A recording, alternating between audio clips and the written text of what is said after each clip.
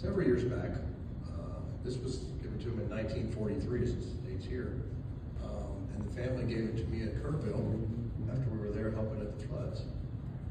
Now, what would tell somebody that I want to give you something that's been in our family just because you run it for governor?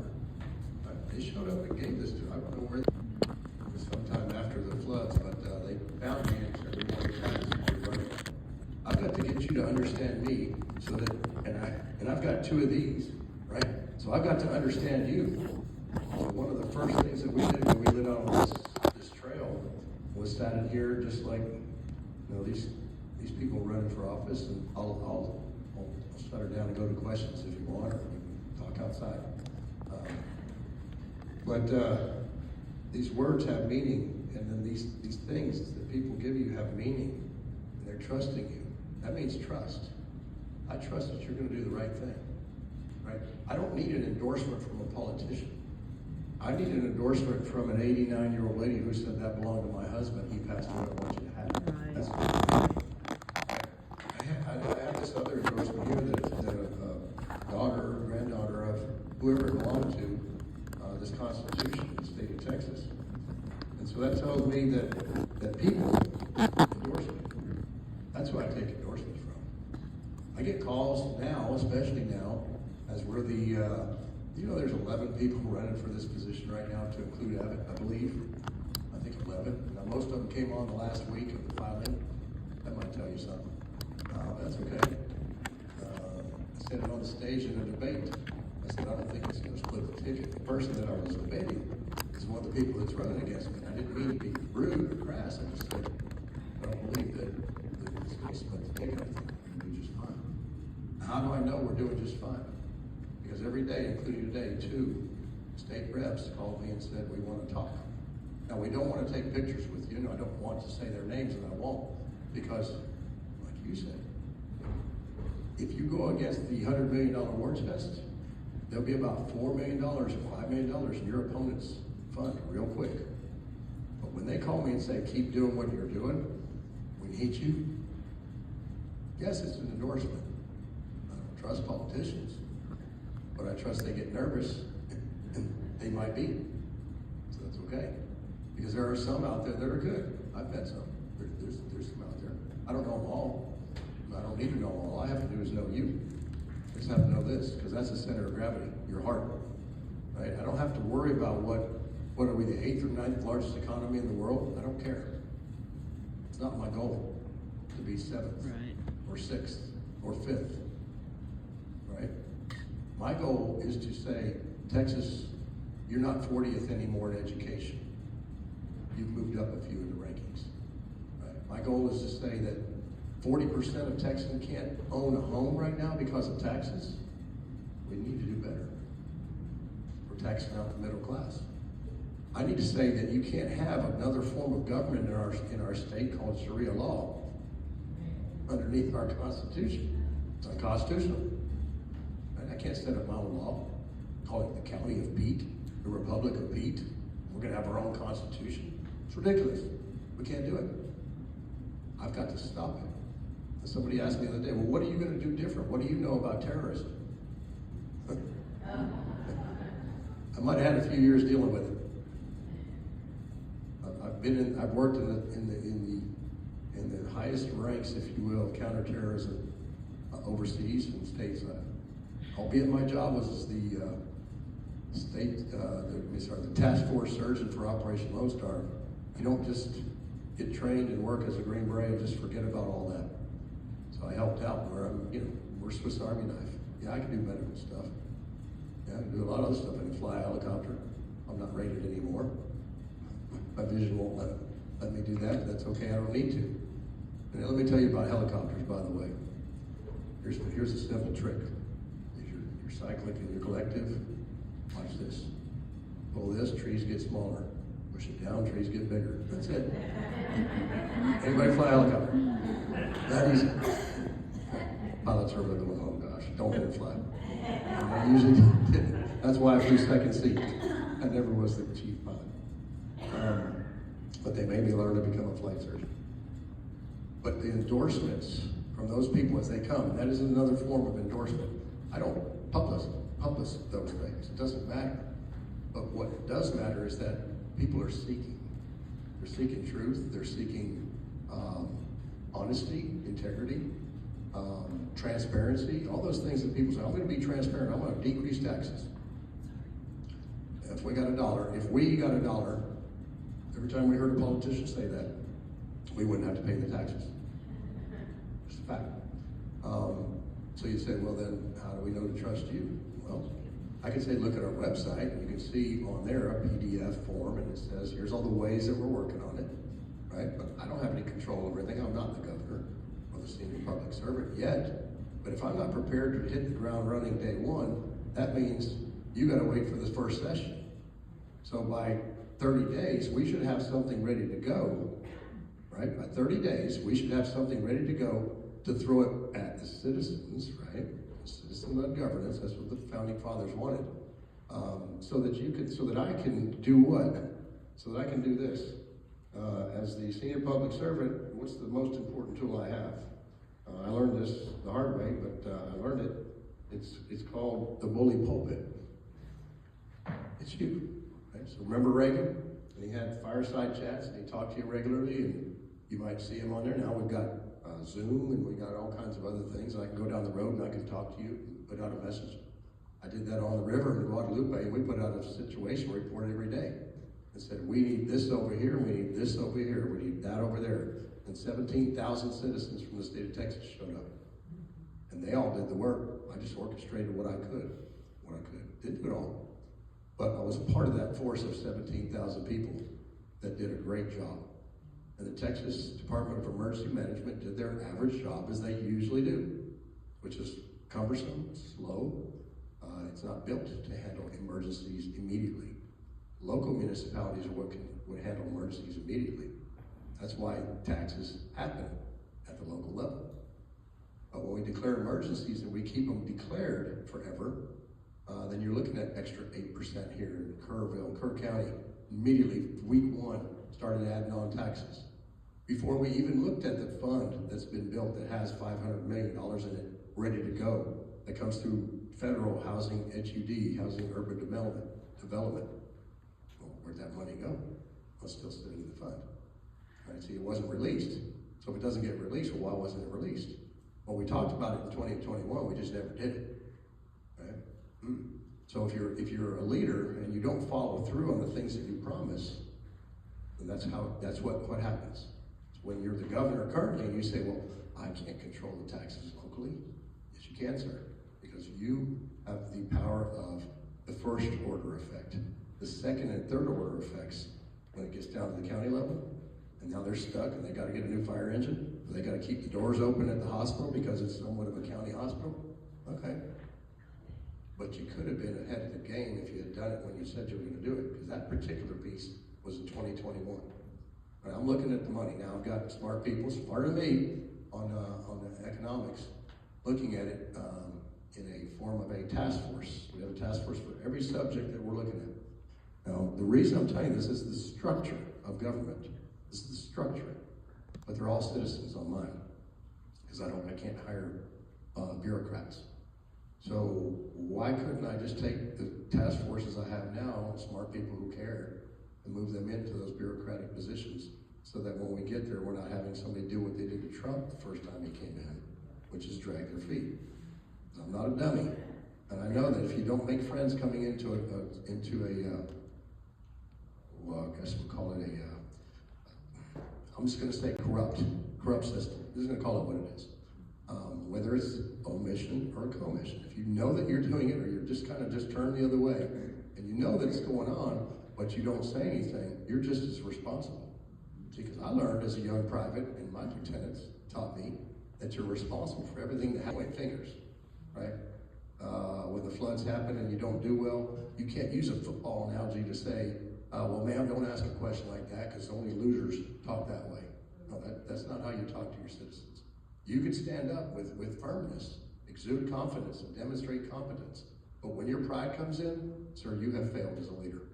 When you don't accept responsibility, you have failed as a leader. When you've allowed Sharia law to take place and have two courts in the state of Texas, You failed as a leader. I personally have briefed the governor's staff 4 to 5 years ago with my team on if you don't do this now, 4 to 5 years ago, on the border, no, actually at Lamar Street, DPS headquarters. If you don't do this, if then, therefore, that's a logical statement. If you don't do this, you'll have this many more lily pads. Okay, now what does that mean? I'm not talking frogs here. We're talking about Islamic extremist movement. You can call it neighborhoods if you want. You can call it a mosque if you want. You can call it whatever it is, but it's a lily pad. It's a place where they feel safe, where they have called freedom of movement. That's the term in the military. So they can walk around freely and they can do whatever they want. They can sit a rug down in the middle of Times Square. Look at New York. Look at Dearborn, Michigan. Look at Minnesota. And say, do we want that here? Well, if 4 years ago they'd listened, we wouldn't be where we're at. But, coulda, shoulda, woulda. So I'm not going to be that guy. So I've got to then find those networks that we were looking for then and close the loop on that, on the Muslim Brotherhood, on CARE, all the things that have become something more than a strongly worded letter. Right? Because that doesn't do anything. Right. And no offense against the legal profession, but if you just write something and you don't have teeth on it, it's not the lawyer's fault. But if you don't have teeth on it, that's what law enforcement is for, is to enforce that strongly worded letter. Right? So if we don't do that, then it doesn't get us, and who's us? The 30th largest army in the world is the Texas Military Department. Right? The State Guard, the National Guard, the Air Guard, you add to it DPS and the Texas Rangers, you've got the 30th largest army in the world. But if you take that piece of paper and you don't put teeth in it, and you don't give it to your law enforcement officials with authorities, because that's what's next, and it requires authorities. See, I can't just go willy-nilly down there on the border and start rounding people up as a soldier.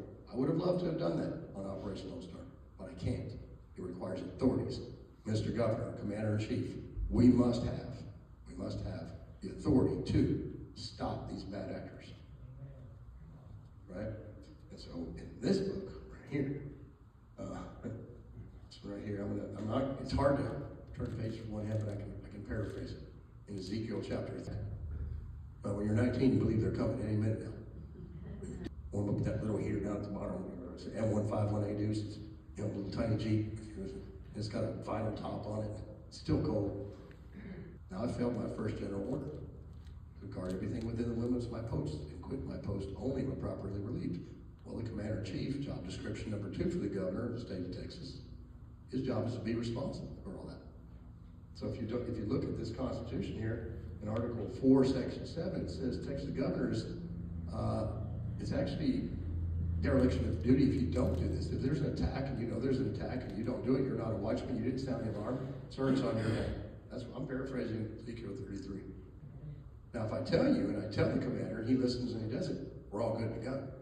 But if I tell you, commander, and you don't do it, it's on your head now because I've warned you. I've sounded the alarm. If I tell the citizens as a commander-in-chief not to scare you, but to tell you what's out there, and you decide as citizens, let's say we put it to a referendum and we say, all right, how about this? We outlaw all of this stuff and we send them on back home. We shut it all down. We shut down Colony Ridge. You citizens vote on it. You want to shut down 40 square miles of illegals that are living there, about 150,000 strong right now in Harris County? Do you want to shut it down? Well, yes, we do. All right, well, I've told you about it. And you say, no, I don't want to do it, and you vote, now it's on your head, right? I'm not going to point fingers, I'm just going to say, man, I wish they would have voted the other way. Because in 2023, we flew over that thing. This is in Harris County. 23,000 people were living there, most of them illegal. Some cartels hiding out. It butts up against Cleveland, Texas. All right. It's 150,000 people there now, 2025. I flew over it again just to see. Just to map it out, to be the watchman, regardless.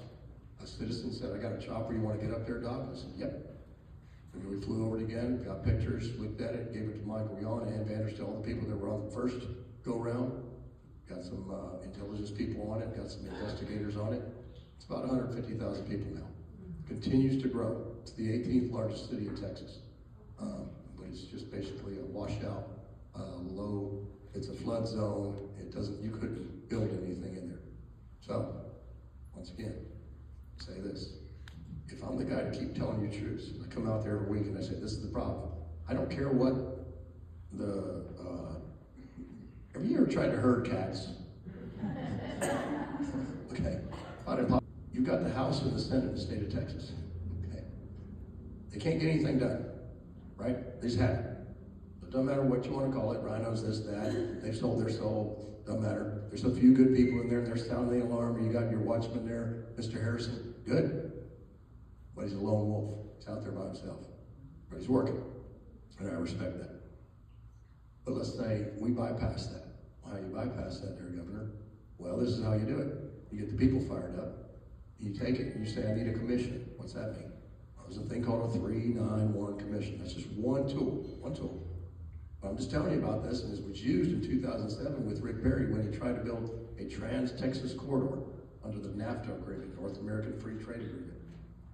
So the citizens got together and they stopped it with a 391 commission. It needs at least 2 counties. You got to have it's a mix of just regular citizen folks, and maybe a county commissioner, a city planner. You've got to have those kind of things. But there's some specifics about it. 24 people, I think, members on each commission. So now we do this, and we stop whatever it is that's happening, or we amend things that have come. You know that this Constitution not here, but the current Constitution is over 100,000 words long. The U.S. Constitution is at 7,500. Okay, so there's a lot of amendments that have come along in Texas that build what I call a legislative labyrinth. Very difficult to navigate through. Where somebody came to me and said, well, I got to pay a registration fee and licensure fee to raise bees. What? Yeah, to raise bees. Now, I don't know what county that's in. I don't know how that happened, but is that freedom? I mean, that's not freedom. So we are number 6 right now, I believe, with the most regulations over our citizens in the country. How is that happening in Texas? So perhaps we're not as red as we thought we were. Right? But you can't just have a cookie cutter answer for all of Texas. It's about 8 different countries if you lay it out. Totally different up here in Texoma land. Right? This is my people. I understand these people. It's where all my family lives. But I've been all throughout the state, the RGV, down in the valley. Worked a lot down there. Over the Piney Woods, did my residency in Beaumont, Port Arthur. Yeah, my home record, don't throw anything at me. My home record is Oklahoma, yes. But I came here as soon as I could. 1997, 98, did residency in Beaumont, Port Arthur, Groves. Worked up in some of the little stabby hospitals up there, and the stabby shooty hospitals up there in Jasper and Woodville. I mean, it's rough, right? But a great place to get training before you go to war. And talk about burn injuries coming off the rigs in Beaumont. I mean, that's where you learn how to take care of people. So I was ready for Iraq and Afghanistan and all that stuff, but never ready for what I would call war. War is insanity that's tangible. You can't be ready for that. But I don't want that coming here, right? So that's what happens. That's the result of failed governments. All that stuff. Whether it was right or wrong, whether I appreciated us going to Afghanistan for 20 years total to give all that stuff away in a matter of weeks. No, I didn't appreciate that, but I'm not going to leave my troops, some of them kids, downrange without good medical support.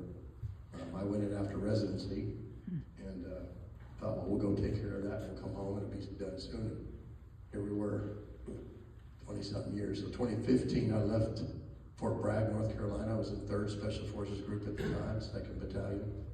And I came to Texas and went into the Texas National Guard. Governor Abbott was brand new at the time, and I trusted him. And then 2016 came along, 2017. And then COVID came along, and they put me on the task force for COVID.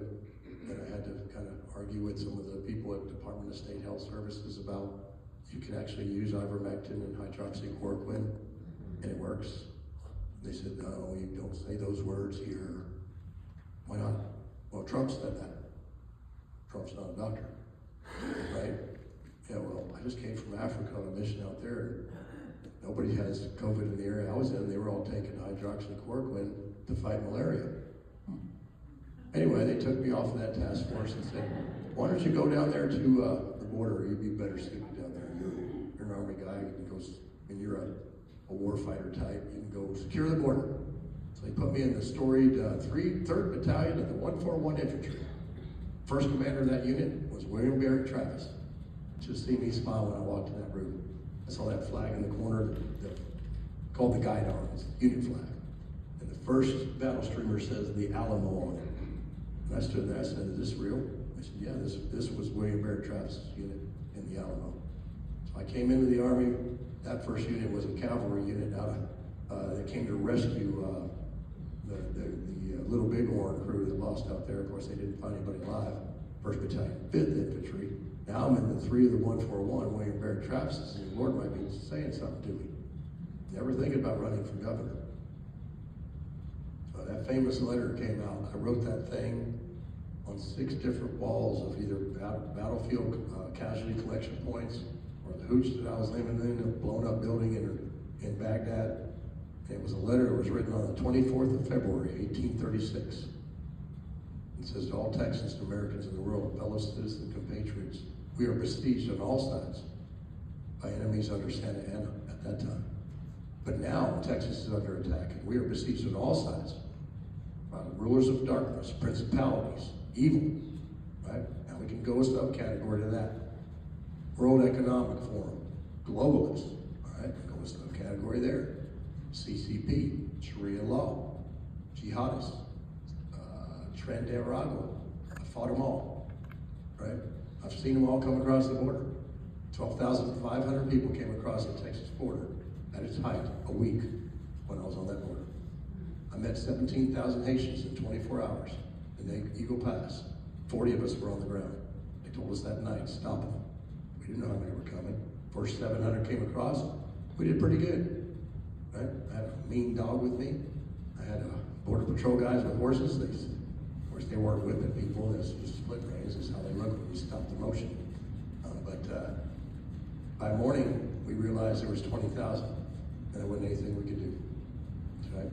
So we just got with DPS, and more troopers came in, and more border patrol, and we had a fight on our hands. We had to go out in the woods and round them up and put them underneath the bridge. And Mr. Mayorkas came down, DHS, Department of Homeland Security, said, "We're going to put them on a plane and send them back to Haiti."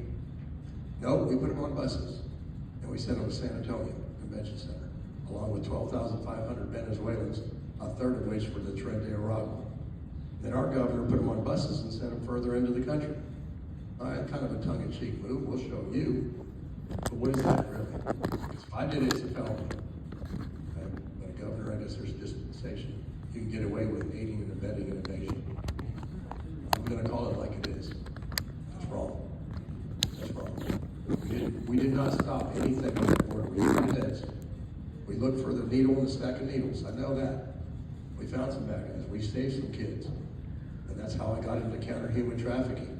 Because when they fired me from the border because I told them they couldn't give shots to my troops, told them it was an unlawful order, then testified in a court case against the Department of Defense that listed the Texas Military Department as the ones that told me, gave me an unlawful order, do not do informed consents. Your soldiers don't get a choice. Yeah, they do. By Army regulation, they do. Do you want somebody to protect your state that's willing to go up against the largest Department of Defense in the world as a lieutenant colonel? Because there's a little game you play with the generals who wanted to hang me and put me in the brig. It's called rock, paper, rank. Now, they might win. In the long run, they lost. Because we went to court. We dropped the mandates. We stopped the shots. And those kids didn't have to take them. I guarantee you more lives were saved by not letting them take those than I ever put my hand in someone's guts downrange. I promise you. Thousands of them did not take it. And they were trying to get them all to take it. Because it wasn't about the science, Doc. It's about the policy. Told to me directly by a 2-star general on the counter. I said, "Sir, this is an unlawful order. Please don't do this." When you tell a general he's giving you an unlawful order, they turn red, get kind of ugly in the face. "Your career's on the line, Doc." I said, "I like you too." That's what he said. I said, "Sir, I've been shot at, blown up on my way to take care of patients or whatever downrange. The career's not really a situation right now." So there were 4 of us in the Department of Defense. There were what's called whistleblowers. And they give you a piece of paper that says you're okay, you're safe as long as your Senator Johnson signs off on this. And where's the paper it's written on? subversively, one of our guys was given not subversively, overtly, court-martialed. Now, you know, we got Pete Hegseth in now, right? Our Secretary of War, Department of War. So they brought him back in, they did him right. But for 2 years, after I retired, they didn't give me a retirement check. Because somehow my paperwork got messed up.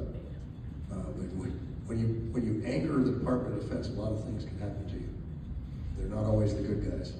And I trusted that they would have been, but they weren't. Now we've got a new lead there, and I pray that we continue. But who comes in after Trump? Do we know? I don't know. I'd like to see Vance in there. Okay, sounds good. Is that any better? Well, let's say we get another Biden type. We open that border back up again. Are we going to be ready for it? We won't be. Because I can tell you this, there is no plan to secure that border. I sat in on meetings. I gave recommendations. The plan is, let's poll it and see how it polls. And we maybe could put some floaties over here. We maybe build a little bit of wall over here. We might be put some soldiers on here. Come down and we'll do some photo ops and take pictures. Because otherwise, what is it about me that's going to do any different than NAVIC does? That's what I get. That's the number one question I get from people, especially when you're in Highland Park. There's a lot of NAVIC lovers there with a lot of money. They don't give us a dime, and it's okay. But I'll go in and talk to the Taliban. I have no problem going into Highland Park. What are you going to do different? Well, I'm not going to lie to you for 11 years. That's what I'm going to do different. That's where we're at. Now, you can say that he didn't lie, he couldn't do it, he couldn't. If you're that incompetent, you can't lower the taxes from one session, you can't lower it, you're ineffective, sir. Our citizens are suffering. And this hybrid revolution continues on. Whether he knows it or not. We're going to be insane or...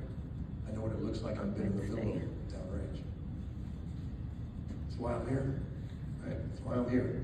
So, can we do a few questions? Is that okay, or whatever you want to do? But before I do that, I want to say one thing, and then we'll go to that. Hello, Duran Trucking. I don't have truly any to compare to any war chest. We have enough to get to where we need to be. Now, after the 3rd of March, I mean, we're in the lead and we win that thing. I pray to God that every Republican in the state of Texas gets on board and starts moving the ball. But I promise you this, we are the most efficient campaign in the history of Texas up against this type of machine. Because we are effective. We have been effective. Otherwise, I wouldn't still be here. But does your vote matter? Does your $18.36 matter? That's what our number one donation is. You know why we picked that number, don't you? 1836. Does it matter? This is a horseshoe nail right here. Al Hall taught me this, and I'm going to continue to give him credit for it. He's a senator, good man. For want of a nail, a horseshoe could be lost. For loss of a shoe on a horse could be lost. For loss of a horse, a rider carrying a message to the front can be lost. And we don't get the message at the front. For loss of a message at the front, a battle, a skirmish can be lost. For loss of a battle, a war can be lost. For loss of a war, the Republic of Texas can be lost. If Texas falls, the United States falls. We are the most important state in this nation. Right? We don't live on the left or right coast. And we don't have the same culture they have, but we have a culture here that is, and the rest of William Barrett Travis's letter says, dear to the American character. Right? Whether you just moved to Texas, like William Barrett Travis did from South Carolina, and stood on a wall, or whether you've been here for 6 generations, you understand this. There's something special about this state that is worth fighting for. Worth it for a man to write victory or death, William Barrett Travis, Lieutenant Colonel, commanding. If it's that important, then every one of these votes, every $18.36, every going out and hanging something on a door, I don't even know what they call that, hangers, right? I'm not a politician, but I know we got to get the message out. So as a Green Beret, that's what this is. It's force multiplying is what you're doing. I'm just now assigning you all a task as Green Berets in unconventional warfare behind enemy lines. Hopefully we're not. To get out there and tell everybody there's a new sheriff coming, a new senior public servant coming, His name is Pete Chambers. Thank you. All right. Thank you, Doc. Is there any questions? I put this back on, I feel better with it. They're gonna do some live questions now. Is there any questions? Well, to talk to anybody outside too. And there is a football game going on, so I understand a lot of people want to watch that. Hey, it just started. We've got time. You'll be able to catch at least the fourth quarter. That's it. So, And I'll stay and talk too. so Doc, what's the first thing you're going to do as governor of Texas? First day is going to be 3 days of prayer and fasting for the state. Now, I get it. Some people don't worship their Lord and Savior Jesus Christ. Don't know Him yet, but that's what we're going to do. And then we're going to consecrate this land back to the King, of the Lord. And two is we're going to have a series of executive orders. Now, I'm not a big fan of executive orders because it can become like a fiefdom or a kingdom or an emperor. But we have to stop all spraying of these chemicals in the skies right now. Until we figure out what to do. I'm a flight surgeon. I understand the difference between the condensation trail and the chemical trail. Seeding's been going on a long time, folks. There's patents for it. It's been going on. People spray stuff all the time. But if we don't know what's in it, then we got to stop it because you can't have this dimming of the skies constantly. This is really hurting us. And right now we're in a dry spell. They can spray for either way. So that's number one on the executive orders. And then also mRNA vaccines. Hey, Moratorium you all, day any one cannot questions? come into the state. We will not allow it. That's pushed by the medical industry. Comes from the corporate side, though, not from the physicians. Right? We as physicians understand that modified RNA is experimental. It's not good for you. We got duped. We're done with that. We understand it now. Let us help you get away from that thinking. So that's a moratorium on that to stop anything that's going to harm you. And then day one, so that by day 30 we can have a vote. I've got to come in and lay out the plan. There's an extensive plan on how to decrease taxes immediately, but then ultimately end state eliminate taxes. School taxes is a different thing, but I believe that we can do better because 80% of that goes to administrative costs. We need to streamline that and give those 80% down to the classroom and to the teachers. And then break those classrooms up so you're not having the same low-hanging bar to have advancement in your classrooms. Not just to teach for a test, the STAR test. That's not the right way to teach. So you've got the special needs kids and the ESL kids, and all the other kids in the same classroom. Those teachers are not there to be babysitters. We've got to segregate those out so that we can make sure that everybody goes at the rate that they can. So that there are some thoughts to that. And I have some teachers working on that part of it. So those three things, as we get those kicked off, so that by 30 days, that's my goal, that we have a vote by the citizens, that I can push that. So those are the key things. And then one thing with regard to it, there's a House bill that tried to go through 4914 to build the State Guard back up to what it was back in the days of, it started out with Bowie and the Alamo, but back to 1947, 1950, the State Guard in Texas were robust. Thanks, And right now it's a civil affairs unit, more or less. We need everybody Which out means there. just supplies humanitarian Share. assistance, that's good. But it's lost a lot of its esprit de corps. Protect us, Governor. We give tax incentives, we give it, if we can eliminate taxes on anybody that's a member of the State Guard, I don't care if you're 18 years old, you can be in there at 75. If you can still be able-bodied, we need every able-bodied person to have that ability to respond to any kind of emergency in the state of Texas, whether you're providing, just supplies or you're standing a post as a former law enforcement officer so that you can provide help to people like Sheriff Coe in Kenny County, who has 6 deputies, but the last time he got overrun, he couldn't hire anymore. So we need to be able to flex that. The State Guard can do that. So we build that up too. Day one. All right, thank you. What will you do to stop H-1B visa fraud? Right, so I can't do anything with regard to immigration, but I can incentivize corporations or de-incentivize corporations that are hiring more H-1Bs over Texas citizens. Now, here's the Hegelian dialectic in all of this. We say, well, we've got, what are these mostly for? Okay, so for IT and for investments, mostly H-1B visas, IT and investments. Well, majority of it, $50,000 a year in Texas are for in information technology, right? So IT. All right, so that's called and this is a federally mandated thing, and I've learned a lot about this, drinking from this fire hose of information, by the way. It's called Enterprise Applications, SOX, and that's a federally mandated teaching method for technology, right? So the H-1Bs learn this in other countries, and they come here and they take those jobs right away. And they don't want a lot of money, and they take it away from our citizens. And I've talked to owners of big tech firms, and I say, well, why are you doing it? Because they're cheaper, okay?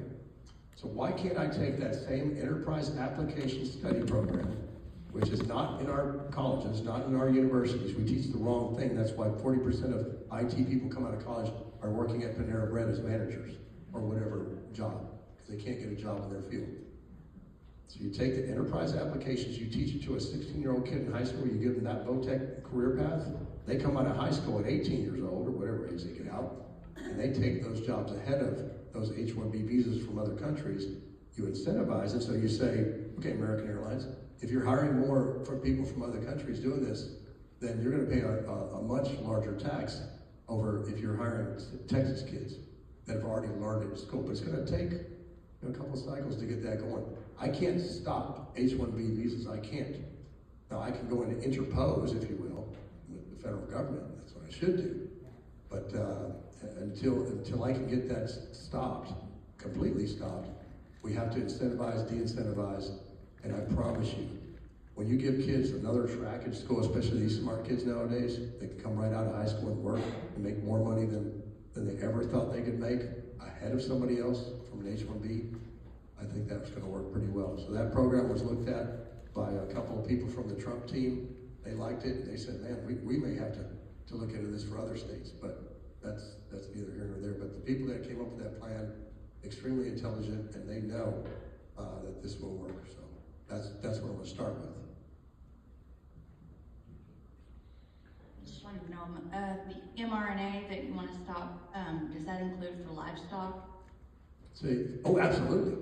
100%. Any way, moratorium, whether it comes in porcine, bovine, it doesn't matter. It's already in the hogs. They've worked on one for 10 years for cattle, but we're going to stop that. They're spraying stuff right now for rabies. I don't know what's in that. That's happening in Texas too. But we've got to look at that, because anything with modified RNA is the problem, because it's changing the genomic sequence of the deoxyribonucleic acid, which is DNA, and it's changing, it's transhumanizing, right? Transhumanizing. And it's leaving a lot of gaps, which have led to immunology problems, your immune system problems. Yeah, it's causing a lot of this sickness. And terminal cancers. I was wondering what you're going to do with the data centers and with how they're charging us the electricity. Right. Yeah. But it's our information that they're storing. Yeah. This is all part of that. And they're going into communities that Yeah. have families, and they can't even sell their houses now because Right. their houses aren't worth anything. So you got multiple vectors of problem sets with that. Abilene is the first one I studied. Abilene is 63 million gallons of water that was used from 2023 to 2024. Abilene's first one, Microsoft, I believe. And so that's a cooling process for the servers. Can't believe we're even talking about this, but we are. And it's for AI. Now, I don't know, I don't use AI, so I don't know much about it, but I know a lot about it, but I don't know how it's that important that we need 300 to 400 more of those AI data centers. Number one, the water usage. Abilene gets about 18 inches of rain a year. So you talk to a cotton farmer out there, which I did, he's shutting down. Cotton was king in Texas. It's shutting down. My family is 6 generations of cotton. It's shutting down in that region, all the way up to Lubbock, because those centers are coming in. There's a Stargate that they're putting in there. That's kind of like the thing that happened in Switzerland, where they put the big Stargate thing and they mess with the sky and all this crazy stuff that releases electromagnetic frequency, EMF, which is the 5G tower stuff, but on steroids. People that live in those neighborhoods cannot handle that much EMF, electromagnetic frequency coming off. If you've ever heard of a directed energy weapon, that's what that is, but it's just a constant drone of it. And it's very dangerous for the human body. We've known this for many, many years. I was an expert in directed energy weapons. So it's real. It's called Havana syndrome in some cases. It's called anomalous health injuries in other cases. It's known, and it's a danger. Yeah, we've got to seriously look at that and say, okay, if you want to have a data center, if you really absolutely have one, you don't put it near a school, you don't put it in neighborhoods, you don't put batteries in the ground with lithium, right, to help supplant the grid, which is very fragile right now in Texas. Texas isn't just one grid, it's 7 grids. 7 grids makes up the Texas grid. We have a bigger problem on our hands with regard to who wants to buy the one on the Texas-New Mexico border. Even though there was legislation done in the 87th session that said that BlackRock cannot buy anything because of their ESG, environmental, what's the I can't remember what the S stands for, but this is all woke stuff, okay? And then I have to go back and think about what that one is, but this is all woke policy stuff. This is not real world stuff, but this is what they do. They'll say, well, you can't have too much carbon. Carbon dioxide is terrible, right? Too much carbon dioxide, gotta put it in the ground. Well, last I heard, there's a thing called photosynthesis, right? Trees, carbon dioxide, right? And they produce oxygen. So there's a problem. We had it on the books. We boycotted BlackRock and Blackstone, the parent company. Boycotted it in our legislation. And people think it's all conspiracy stuff. They boycotted it. The subsequent comptroller came in and said, no, they got better about it. Now they're doing better. We're going to let them buy that grid on the Texas-New Mexico border. So they're currently trying to get that. So that needs to stop. Right? We cannot let somebody that's woke DEI run our power grid and then allow for more of these AI data centers that you put in, taking the water, which here's the estimate, 2050 to 2070, West Texas water on the Ogallala aquifer will be dry. That's And what how you get people President from says. water. He Forget about wants the fact us that you're to know forget about it. everything and have Let's the not worry real too much about the fact that you're paying a lot more for your electricity, which is very true, and your water. You don't have water, right? You don't have water. My grandkids won't have water, right? If they lived out there. So that's a huge concern. Yeah. What to do about it? I'll tell you. A smart man or an honest man will tell you, I don't know what I don't know. I don't know what the authorities that I have there in that particular case are. But we won't allow deals like that to take place in Austin behind everyone's back when those things are made and only maybe 1 or 2 county commissioners know about it. I might question them a little bit and say, how'd you vote for this? But if you don't care about your citizens and you do stuff like that, there again, that might be a sin of omission. But yeah, I'm very aware of it and doing a lot of homework on it and got some good people working on it. But thank you for the question. There's so much. It's crazy. It's okay. You can handle it. Any other questions? All right, we got a question over here as I'm walking over there. So you've come a long way. You were here several months ago, and it looks like you've come a long way with your campaign. What have you learned in traveling around the state of Texas, talking to people campaigning for this position? I want to see if I can get this question. Don't trust anyone that comes from another campaign, not campaign, but another office, until you've met them, because they may become your enemy real fast, right? That's happened a few times. You trust somebody, you tell them something, and the next thing you know, you pick up about 20 more enemies.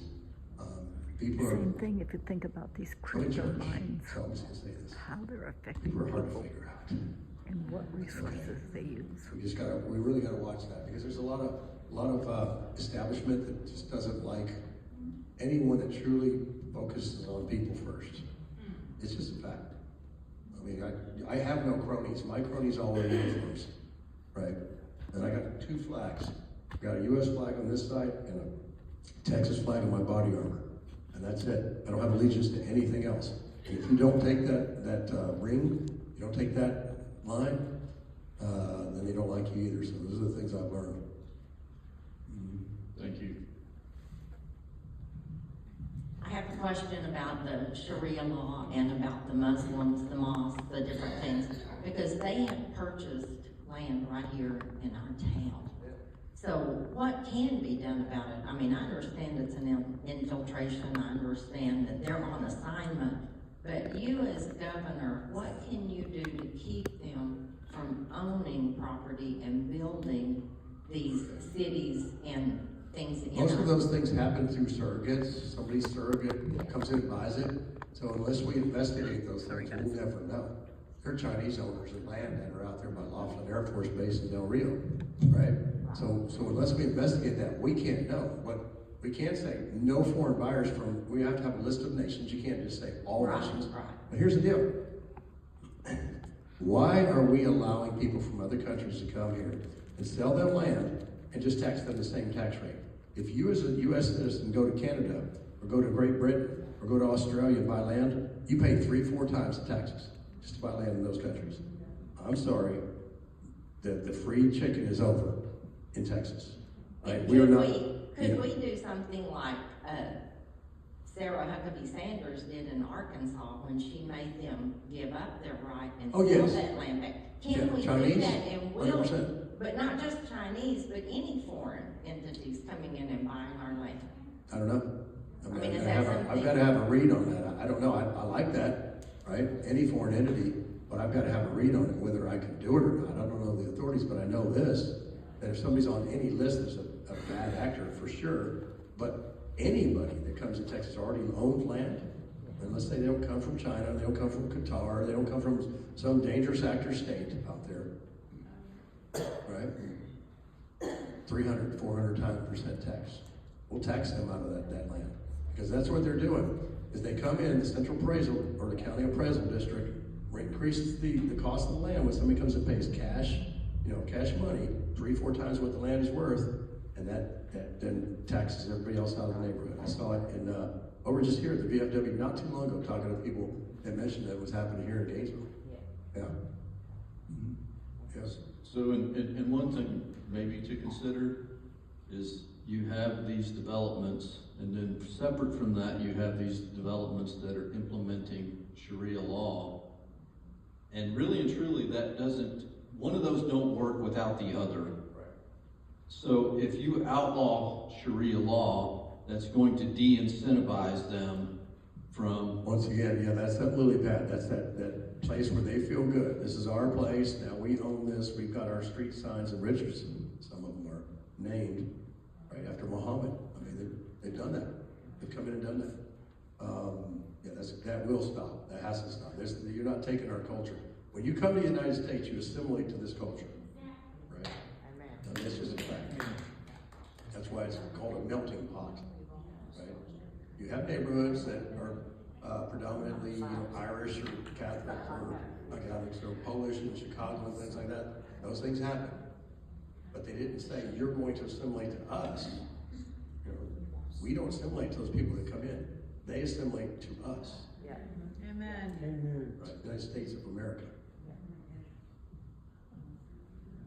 Right, so Okay. a couple more, and then we'll call it there, and I'll go out and talk all night long until I got to leave. I had a question about the electric grid, stabilizing it and stopping any incentives from windmills and solar panels and stuff like that. Could you talk to that?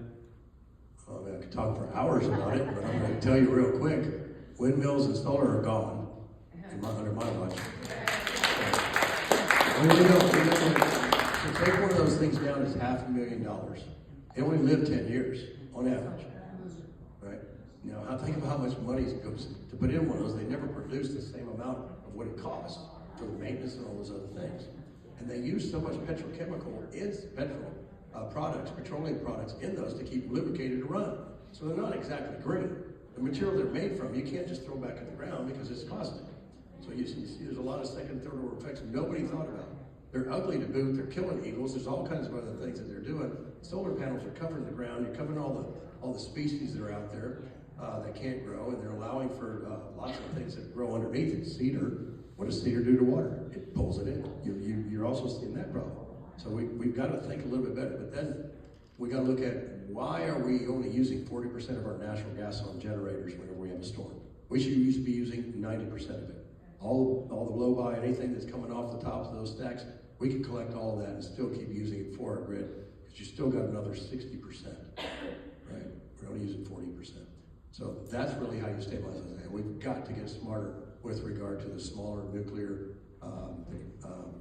reactors A&M's working on right now little minis that are out there. We can run desalination plants on the coast, put like Kansas is doing, an aqueduct to move pipes. We pipe everything in Texas. Move water from the coast into the ranchers, have co-ops where they can work together with the state and then get that water, because this was what was recommended to me by some cotton farmers in Lubbock.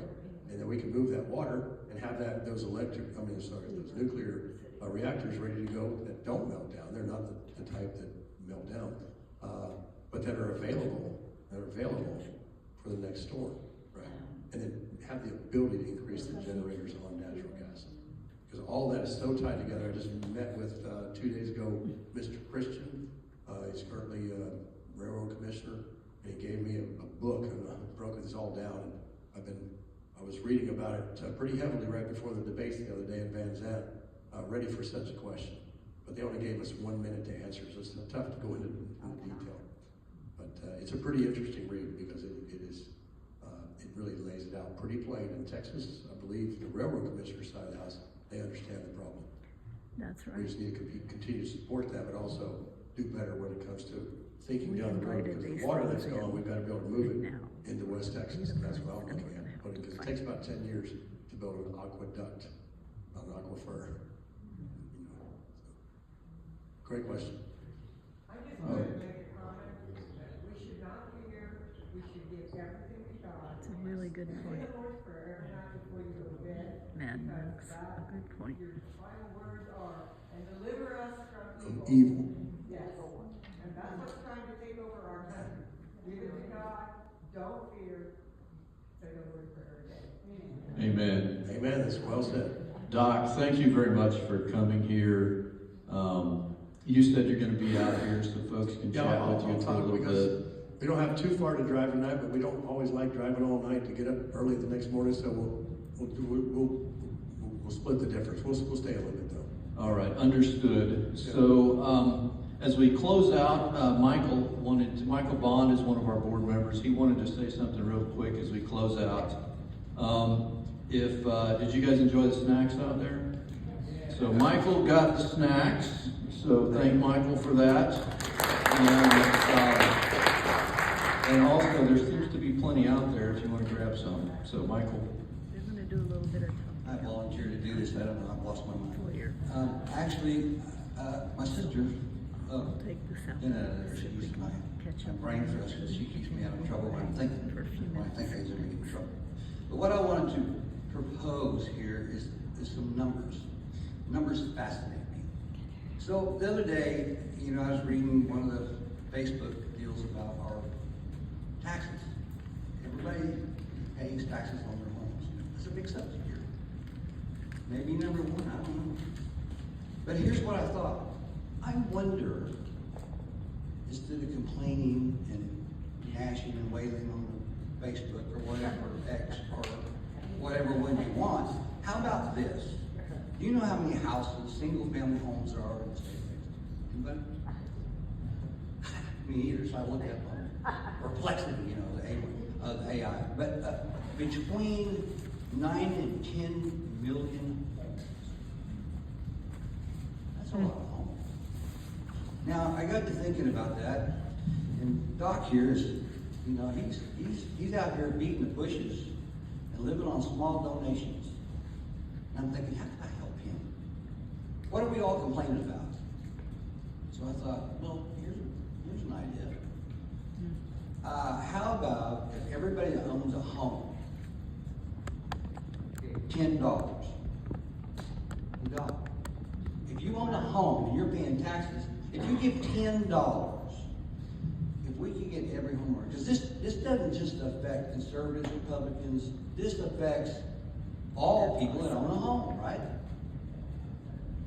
So how much would that be? We got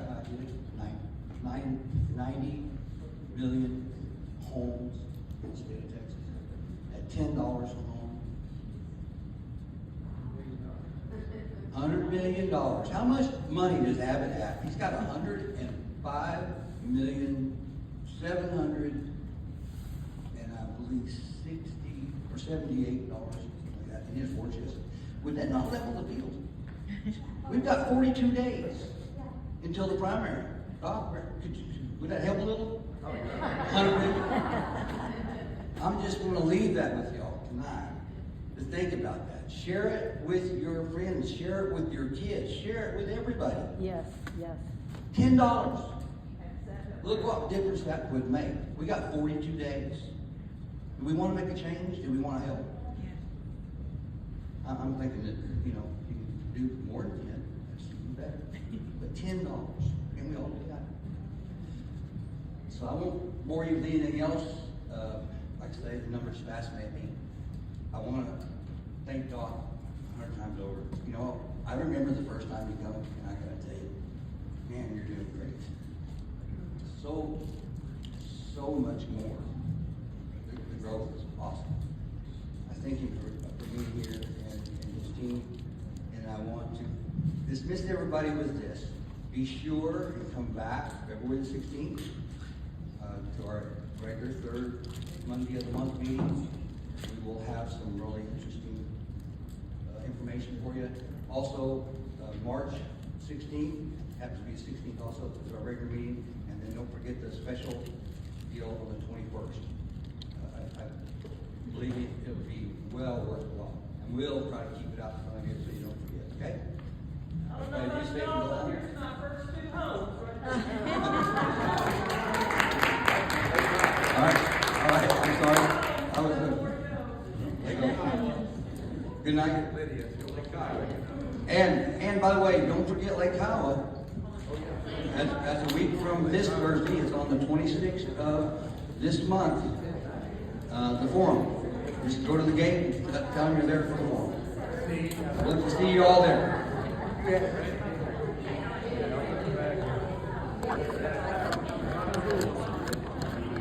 Like he said, I'm not supposed to touch this. We have to send it out. That's really what it was. Okay, we're gonna go and meet some people. That Thank you wasn't all for- arranged. Thank you for your hospitality. Thank you, sir. Thank you. I told him, I just had a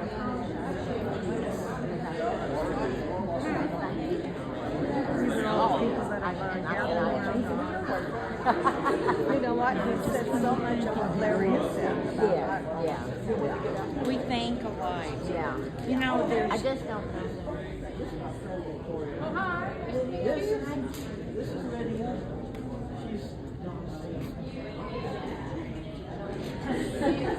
Okay, we are going to be in Cleburne. I'm going to be in Burleson, Texas tomorrow night, and then Sanger on Wednesday. Sorry, my battery is really low. I will have it all put together by tomorrow. Sorry, everybody. Thank you so much for those that did hang out. I don't know what was with my phone. It kept going off. It wouldn't live. Anyway. God knows. Thank you all. Have a great night. I love you guys. I love you guys.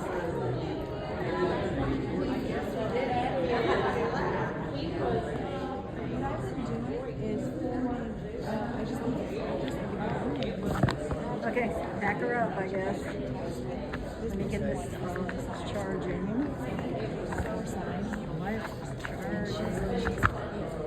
yeah, just. What about money?